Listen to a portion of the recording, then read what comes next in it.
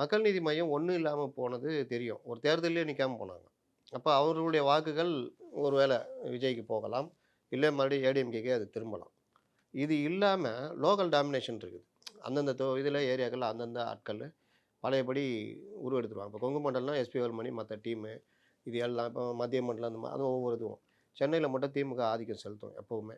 அப்போ இந்த மாதிரி விஷயங்கள்ல ஆதிக்கம் செலுத்தக்கூடிய நிலையிலயும் தாவேகா இல்ல.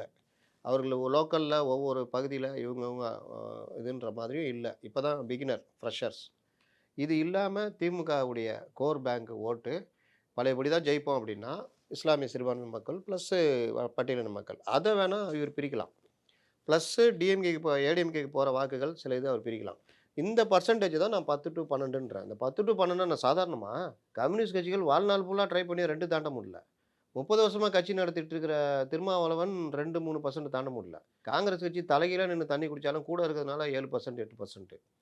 சீமான் அவ்ளோ தேர்தல்கள் தோத்து, தோத்து இப்ப தான் 8%. அந்த 8%லயும் 2024ல அண்ணா, தம்பின்னு கொஞ்சிக்கிட்டு இருந்தாங்க. ஒருவேள அந்த வாக்குகளும் அதுல டிவிகே வாக்குகளும் அதுல இருக்குன்ற மாதிரி பேசிக்கிட்டு இருக்கிறாங்க.